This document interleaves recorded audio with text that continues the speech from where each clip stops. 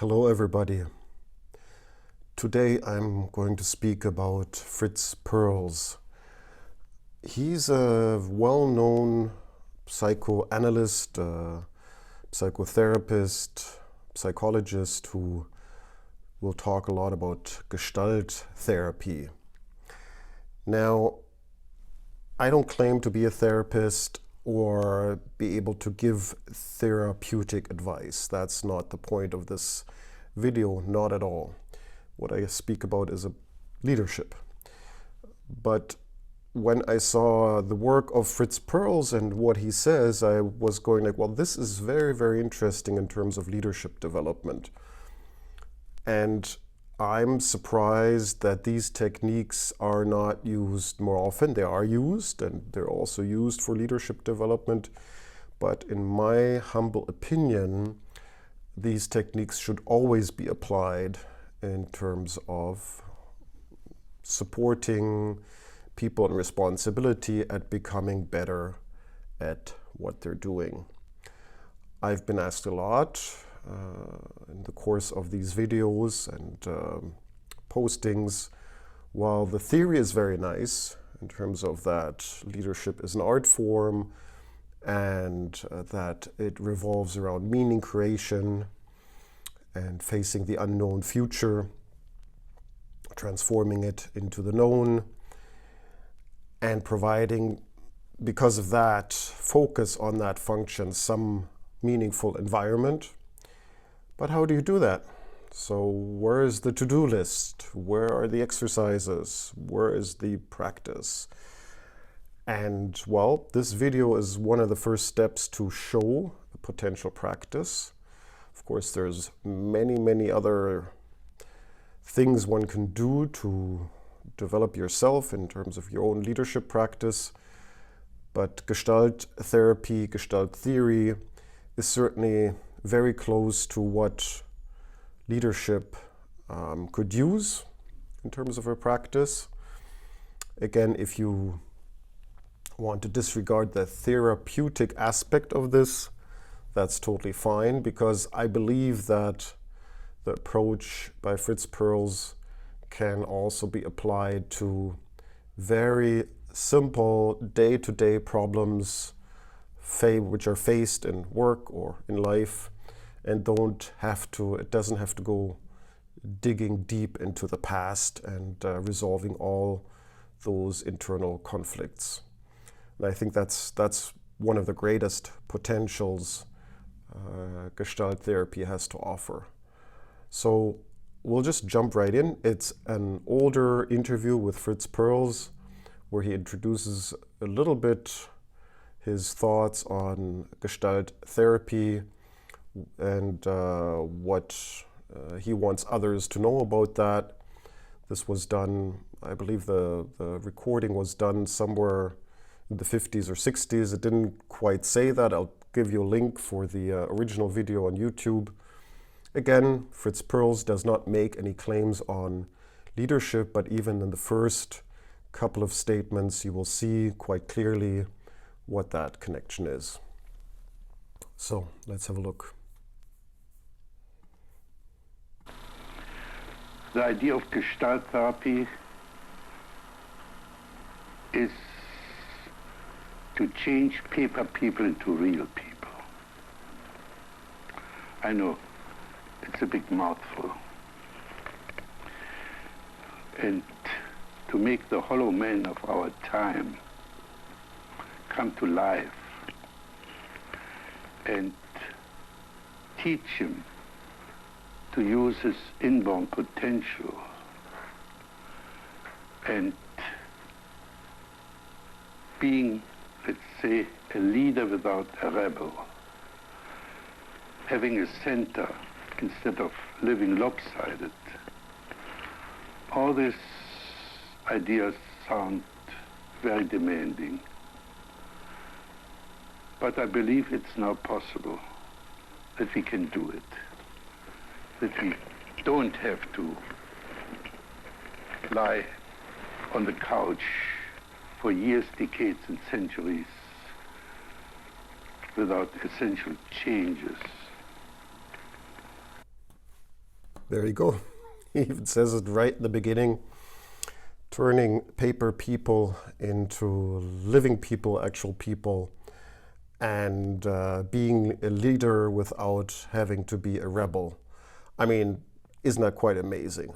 It is also quite amazing that, again, his techniques are not used more broadly in terms of leadership development, because he even states that quite clearly. And when you talk of paper people, what comes to mind is the typical business executive who just looks like a piece of paper, as if there's no life, no authentic will, no personal investment into he or she is what he or she is doing, but only seems to be a persona, some sort of figure which is made up of social expectations and tries to fulfill these expectations to the best of her or his abilities, but by doing that then appears completely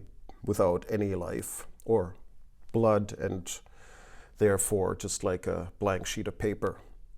And you don't really know what that person is really moved by, or what that person really aims to achieve, or how that person aims to achieve any sort of meaning and action.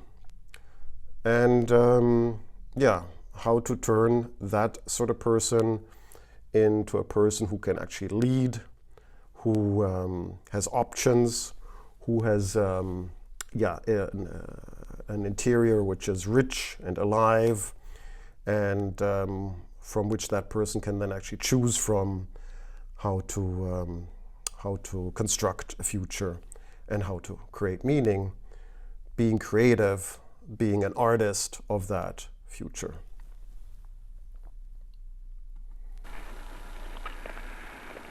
In the previous decades, he lived for what is right. And he did his job, never mind whether he really wanted the job, whether he was suited for it. The whole society was ruled and regulated by shoulddism, by Puritanism. You do your thing whether you like it or not. Now, I believe the whole social milieu has changed.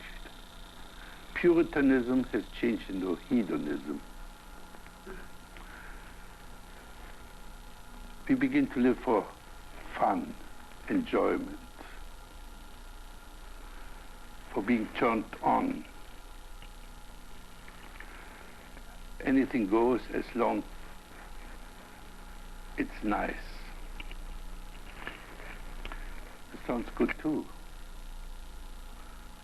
Sounds superior to moralism.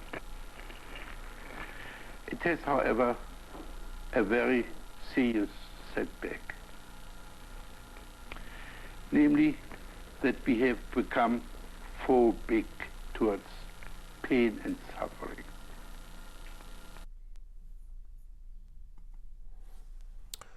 And that's also a very good statement, to become phobic towards pain and suffering.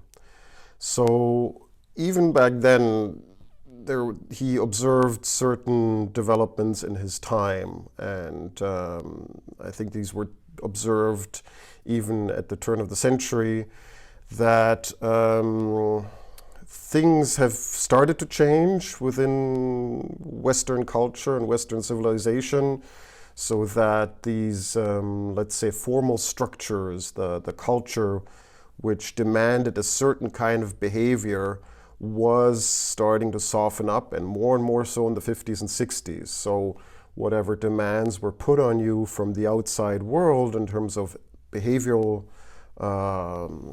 traits and character traits and physical traits and appearances, that was starting to break down bit by bit. However, also what he puts out there is this emergence of hedonism, which is then to say, okay, I'll still try to adapt somehow to all these expectations and perform as is required of me within a certain cultural setting. And whatever meaning I try to derive, I derive that through entertainment and consumerism and so on and so forth. So that critique of culture and Western civilization is not particularly something new, but he points out at the end, I think that's quite something, is then the question, well, how do we deal with pain, suffering, sacrifice? Because if you follow those lines of reasoning where you say, well, we're being well educated, we fulfill our duty, our function according to our rational education, our abilities, and my personal satisfaction I derive then from outside of work in terms of entertainment or consumerism, then I disregard the aspect of suffering and pain, and I pretend that doesn't exist. Now, what is really interesting is it still exists, and we're astonished that it's still there. Why is this happening? We are living in a free, modern society which emphasizes freedom of choice and self-expression, and still we have that sense of suffering, but nobody is talking about that. Although a lot of people do experience crisis, especially in work and conflict and so on and so forth. And I would claim that no function in which you have any sort of responsibility will be able to be conducted without any suffering. So suffering is part of that process, is part of taking up responsibility. You will always encounter problems, you will always encounter grievances and conflicts. And so then the only question is how to overcome that. Why are you suffering in that situation? What is annoying you? Why are you having those conflicts? And so on and so forth. I mean, you do have all these problems also at any sort of level of life and work. It goes without saying.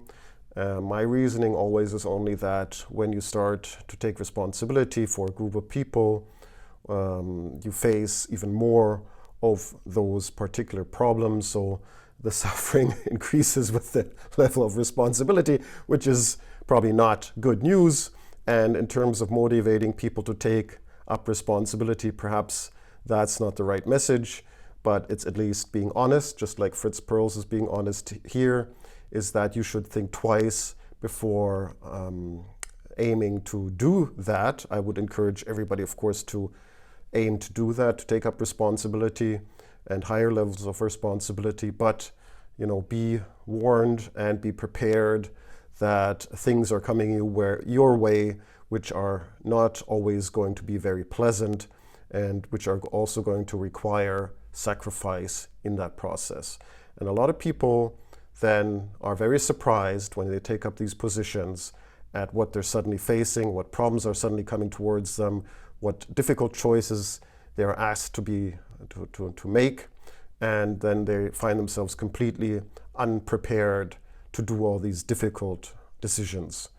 And that's too bad. I think that's could be avoided if we would have some sort of real leadership development programs where people were being prepared for these difficulties, and perhaps Gestalt Therapy would be one of those methods, or parts of that could be one of those methods to prepare people better for those responsibilities. Let me repeat that word. We have become phobic towards pain and suffering. Anything that's not fun or pleasant is to be avoided.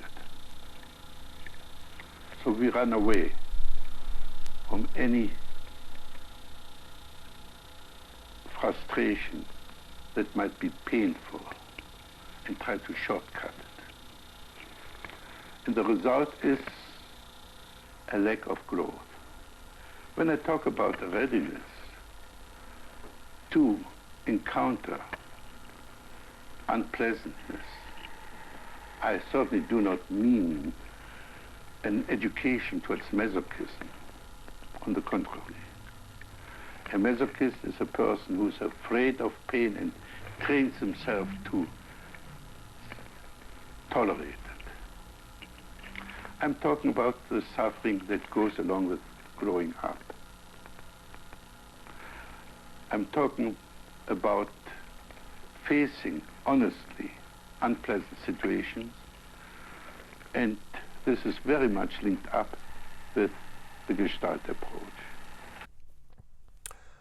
He repeats here this point of facing unpleasant situations, and I also thought this an important clip in terms of leadership, because what you can observe a lot happening in corporate leadership, but anywhere, could be also NGOs or institutions, is strange dynamics. Okay, first of all, I would argue that every human being does have some sort of issues or some sort of lopsidedness, as Fritz Perls says it in the beginning. So there seems to be some sort of preference or some blind spots in dealing with people, in attempting to communicate what is to be achieved in the future, and then runs into some problems along that way. So some sort of conflict, for example, or some annoyance.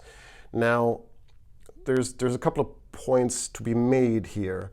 I think that's where you could quote Fritz Perls in terms of saying, well, you have to start facing that in some way, this unpleasantness. It is going to happen. There is no way that is not going to happen. However, not in a masochistic way. And masochistic way would be just repeating the problem over and over and over again. And I think a lot of you will have experienced that in your work life, that you encounter, strangely enough, always the same problems, Even in your private life, you might say, oh, not again this problem, not again this relationship, and people just repeat and repeat and repeat.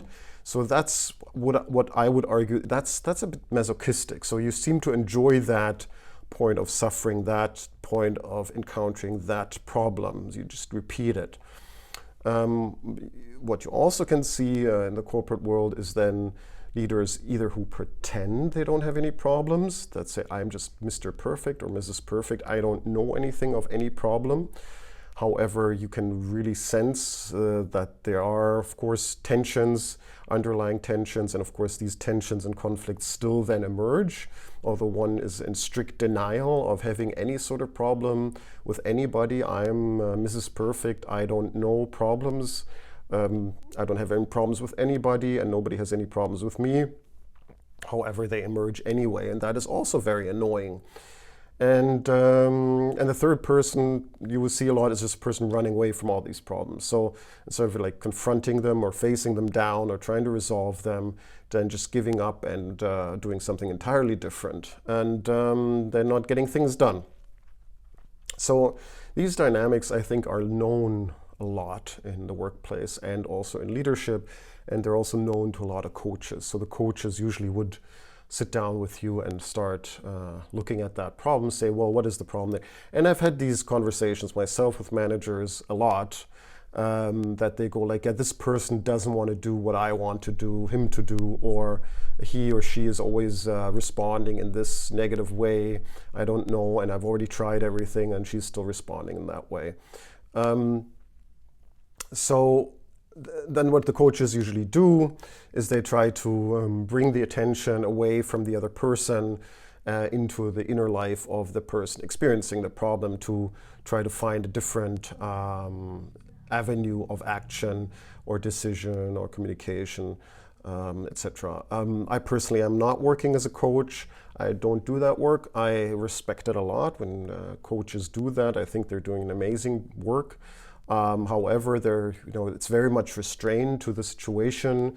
The person who's being coached is in a particular work situation, confronted with hierarchies and structures and processes, and these almost act like a mini prison, which in very little change is actually possible. And that's why I always would like to see more effort on the side of education, when people are still not in their treadmills, not within these boxes. Because once you are within a corporation, within an institution, of course you have all sorts of constraints coming down on you, limiting your behavior, your options, and you just have a difficult time figuring things out and trying to change your behavior within those limiting options, or which you might yourself just perceive to be very limiting, and then you start limiting yourself and your own behavior. So yeah, as I was saying, the coaches work a lot on that, and Fritz Perls basically points out that it's very important to face down that suffering and those difficult moments to really develop yourself and have more options. I don't want to talk too much about the phenomenon of Gestalt. However, the main idea about Gestalt is that a Gestalt is a whole, a complete, in itself resting whole. As soon as we cut up a Gestalt, we have bits and pieces and not a whole anymore. I mean, a Gestalt wants to be completed.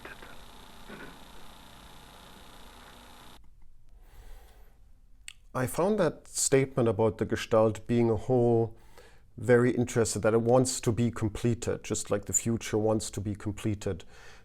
Just like you perceive the future as a whole in the beginning until you start cutting it up into smaller pieces to somehow understand it better. And also, again, there's this, it seems to be also a metaphor for art. Art also has this ability to see things as a whole and not cut up into pieces, and leadership is the same, has the same quality as art. One of the problems I reiterate on a lot when talking about leadership and leadership research and theory and teaching leadership is that leadership as a discipline, how it's being researched, how it's being described, is cut up a lot into smaller and smaller pieces, so that you have, you have the behavioral side of leadership, you have the psychology side of leadership, you have the social interaction side of leadership, you have the, what to focus on side of leadership. Now you have digital leadership, and I don't know what sorts of, so it's being cut down in the attempt to be explained. However, all that does not work, because leadership, as soon as you start cutting it down, you remove it from its subjective, unique nature of an experience of the individual, and also from its ability to view things as a whole. And also what you remove from it is leadership to have that artistic quality to perceive the future in its entirety and then come to certain decisions. All that is being stripped away once you start cutting it down into smaller components. So the idea of Gestalt theory and therapy and these words by Fritz Perls resonate very strongly with that idea of wholeness in leadership and art. If the Gestalt is not completed, we are left with unfinished situations. In these unfinished situations, press and want to be completed. Let's say, if you had a fight, you really are angry with that guy, want to take revenge. This need for revenge will nag until you have become even with him. And so there are 1,000 unfinished Gestalten. How to get hold of this Gestalt is very simple. These Gestalten will emerge. They will come to the surface. Always the most important Gestalt will emerge first. We don't have to dig a la Freud into the deepest unconscious. We have to become aware of the obvious. So now we're coming to the bones of the matter. As he says, we're coming to the obvious. So what emerges in these methods is that which is deemed important. That's what he's saying. So as soon as you enter this process, we look at things in the here and now, and he'll reiterate on that. I like the fact that, again, he talks about these things which we find annoying at other people, and they just annoy us, and we are stirred in our emotional landscape to get back at the other person, or get some revenge or whatnot. And this is an interesting point because, again, in when I talk to managers and they tell me, oh, this person makes me upset, and I try to point out a lot, well, this person actually cannot make you upset at all. This is impossible. Like, nobody can really make you upset, which sounds strange at first, because you go like, well, no, he is really making me upset. He's not, he always has this way of annoying me. But if you look at this more closely, this person cannot make that to you. He or she doesn't have a magic wand, or you're not attached by some wires, electrical wires, to that person, and she's giving you electroshocks and making you feel horrible, although that's exactly what it feels like, right? But for some reason, your emotional response is that of being annoyed, being angry, being upset, being disturbed. So my point is, and I think also the point of Fritz Perls is, you are the person who's doing this to yourself in that situation with that person. So that person is just triggering or giving you the pretext to produce all those emotions, which then actually are more an expression of what you are holding back, or how you're judging parts of your own personality, which that person in front of you is basically provoking in that moment. Now, that's a hypothesis. It doesn't have to be like that. That's just an example. But again, just try for yourself, talking to a friend about some problems and he or she is annoyed with, and then ask this person, well, but why is this annoying you? Well, he or she, well, no, why is this annoying you? Why are you producing these feelings towards that person? And then, watch closely what happens, how disbelieving they become, or how resistant they become to looking at those feelings more closely and thinking about them, and say, yes, it's true, it's me producing these feelings, not the other person. If you understand the obvious, everything is there. And the neurotic is a person who doesn't see the obvious. So what we're trying to do in Gestalt Therapy is to understand the word now, the present, the awareness, and see what happens in the now.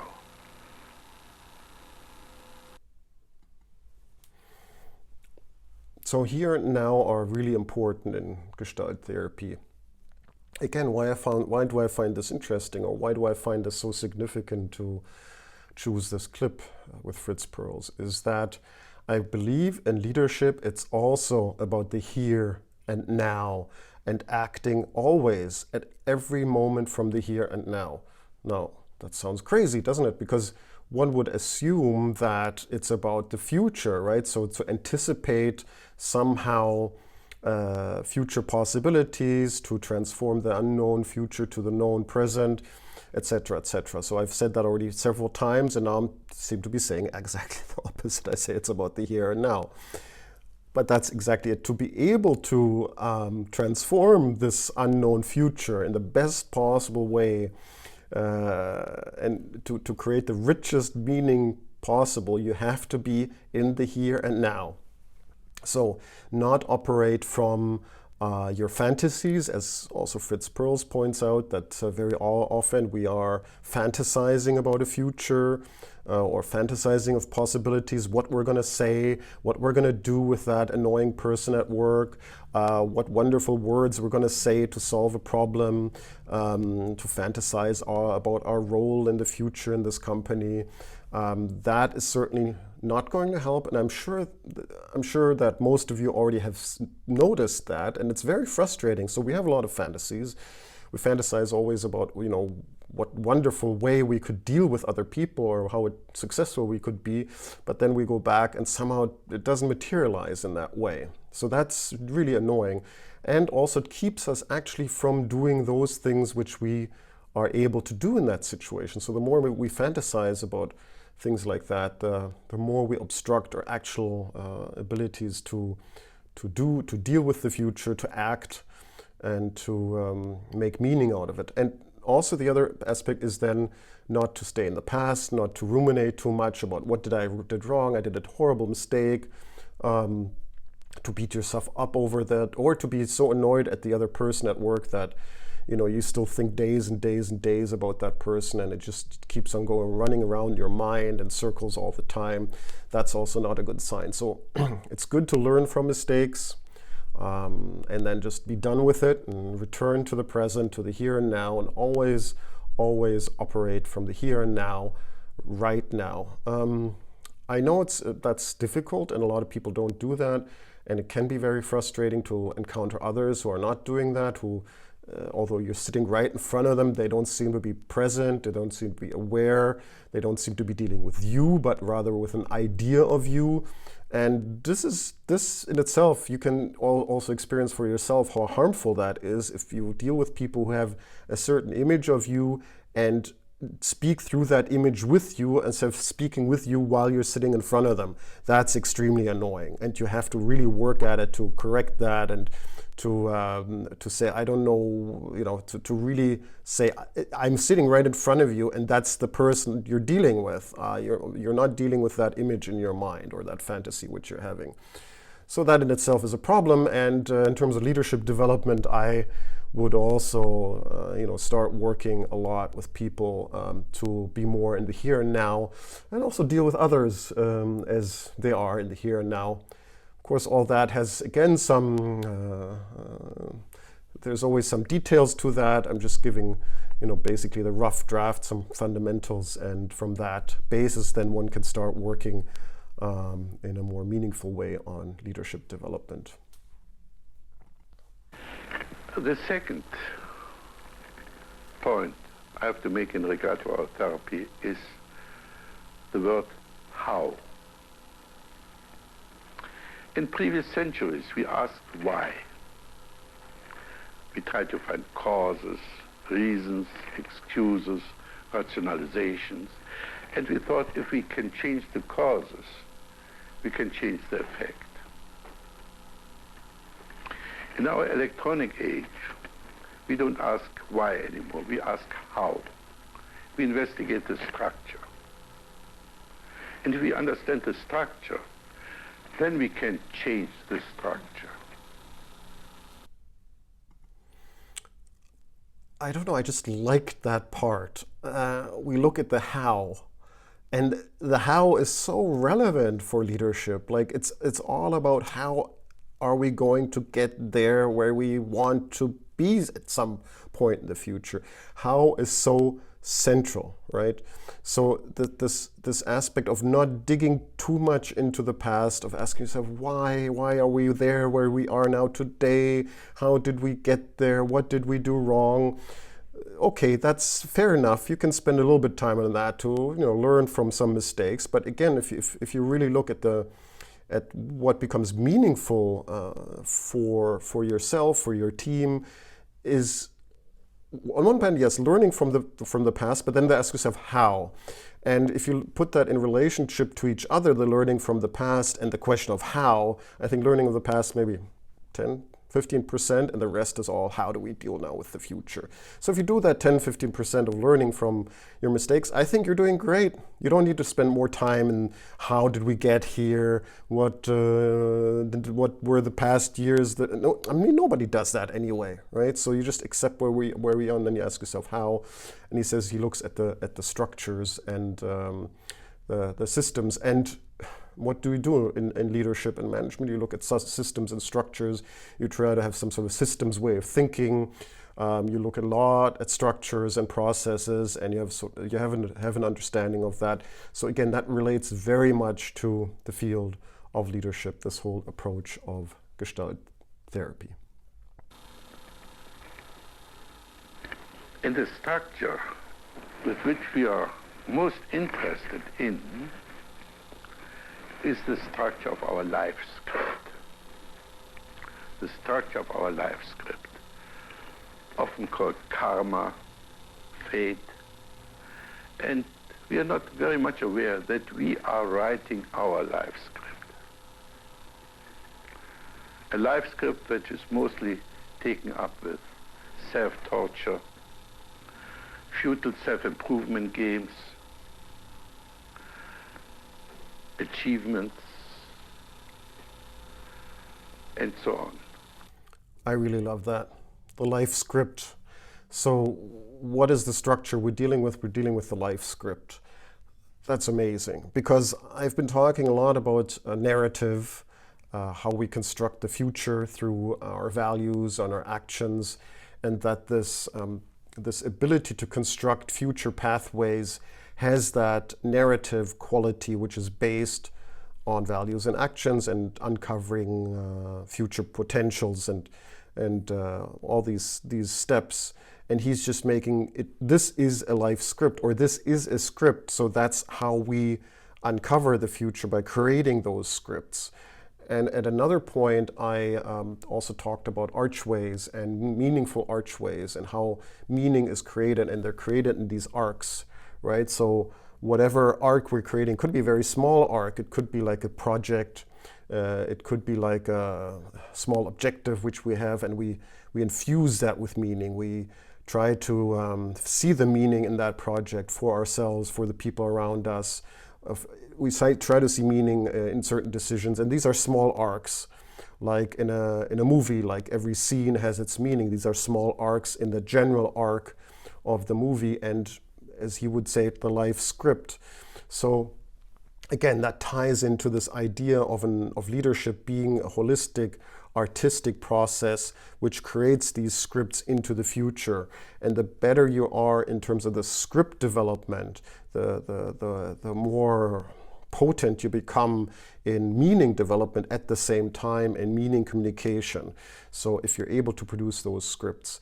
And the other part he was referring to is, well, are we then caught up in some loop of self-torture, or what exactly are we doing? How does that script unfold? And I just want to make a short note here that sometimes when a problem is repeating itself, especially in the interaction with others, then you seem to be stuck. It's like you're being put on reset over and over and over again. And that is very frustrating, because somehow this ability to create these longer arcs is blocked, is hampered by these mini loops, by these frustrations, by these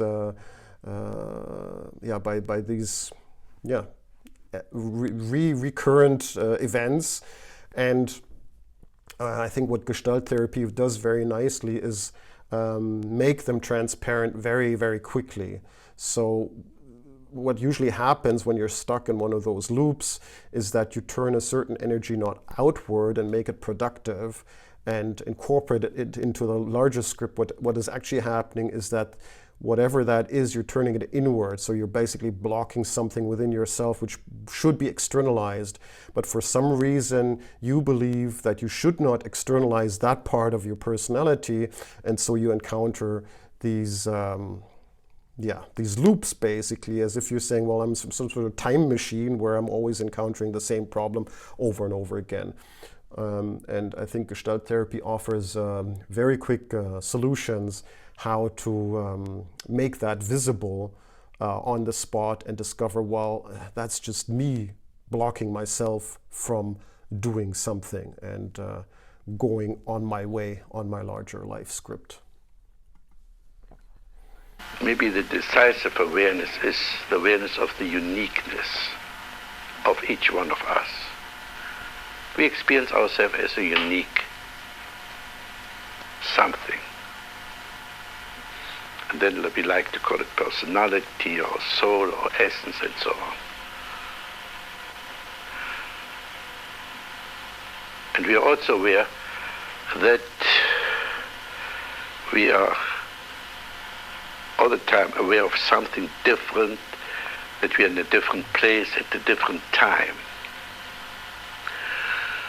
So we try always to get hold and find out and start always in Gestalt Therapy with the idea, where are you? Where are you in time? Where you're in place? Are you all there? Or are you at home attending to some unfinished business? And where are you in your awareness? Are you in touch with the world? Are you in touch with yourself? Are you in touch with this middle zone, the fantasy life that is then interfering with the being completely in touch with yourself or the world?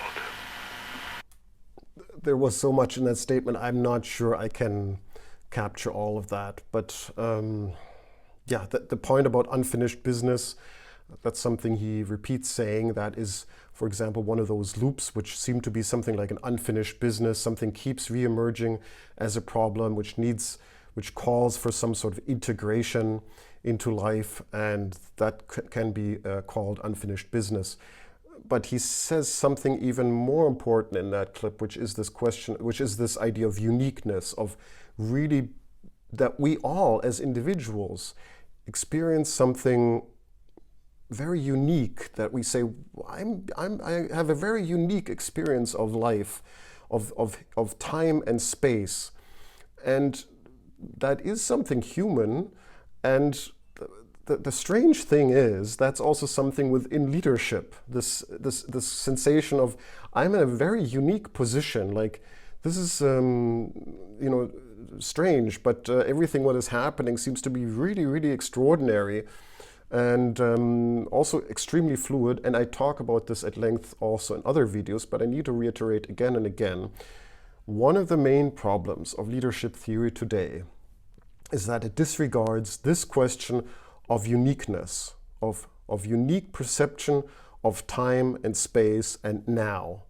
So my advice to you is, if you're somebody interested in learning about leadership, or studying leadership, or being a leader, or taking over responsibility, is that if you notice that whatever is being taught to you does not deal with that unique experience, and does not deal with the questions of time and space, and of fluidity, you can basically trash it. You can put that theory or lecture or whatever it is right into the trash bin and forget it, because it's not going to serve you and your situation.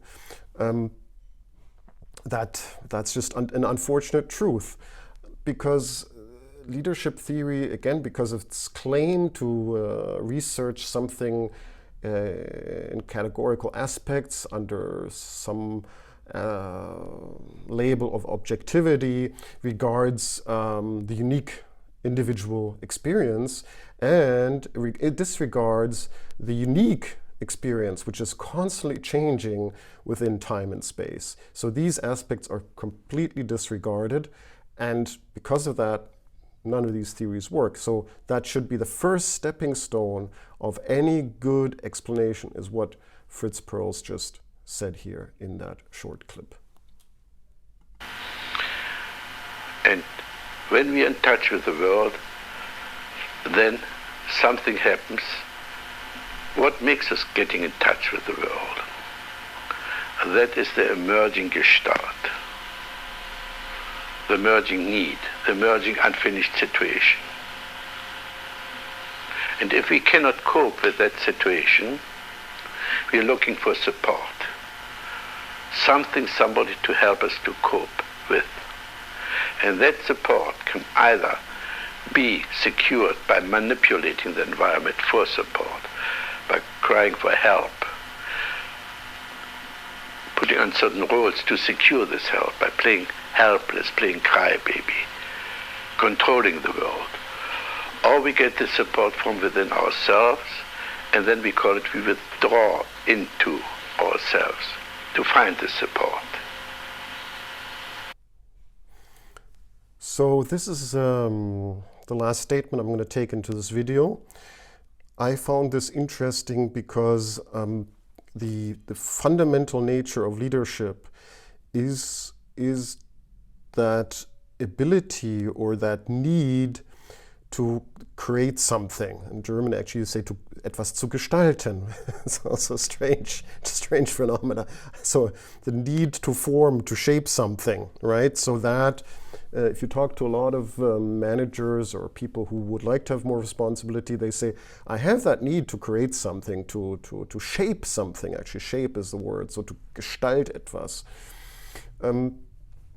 But then they go into that position, again, many times not prepared, and they find themselves confronted with all this mess, this chaos. And I would say a lot of people are doing a great job and are doing quite well with that mess and that situation and try to do the best of it and really create something out of it and produce something of value for their company or institution, for the people they serve. So I've seen a lot of good people, and they work very hard to do that. And some of them are very successful at doing this. So there's all sorts of people out there. However, what you also see a lot, especially in these positions in leadership, is this exhaustion of the meaning-making process. So that it seems to be, hypothetically speaking, it seems to be that this demand, this confrontation with that chaotic environment really puts you to task, really demands a lot from you in terms of sense-making and meaning-making, and trying to always find meaning and purpose. And at a certain point, perhaps this meaning-making ability becomes exhausted, is not able anymore to see meaning in that chaotic environment or in that life script. And that's what he's referring to. So there's certain typical responses. People then run away from that. They start blaming others. It's his fault, it's their fault, it's the company's fault, it's the customer's fault, it's, I don't know, my wife's fault. So they start playing, as he says, crybaby. And you see that a lot. And you know, at every time you go out with your colleagues, you can hear that. Not every time, but you can hear that a lot. The sort of like crybaby or blame shifting. Another option is, of course, to withdraw and to find a solution within yourself. And that can work. And that is probably already the first sign of a mature personality who's questioning herself to say, well, what can I do to resolve that situation? But it's not a given that you will always find within yourself that solution. You might then even take, might be not able by yourself to uncover that potential which is needed to address that particular situation. So if these things happen, then what people usually experience is a crisis, a meaning crisis. They're not able anymore to process this chaotic environment, to make any sort of meaning out of it, and then what happens is then a personal crisis, which is not a bad thing, by the way. That doesn't mean a crisis is a sign of failure. A crisis is usually a sign of the psyche reorganizing itself, of mobilizing other means to cope with a particular situation. As Fritz Perls says, it's about coping with that environment, to create that gestalt, to form this environment into something full of purpose. And I would claim that in leadership, sooner or later, maybe there's a minute number of people who've never experienced that. I mean, then those are probably super people. I don't know.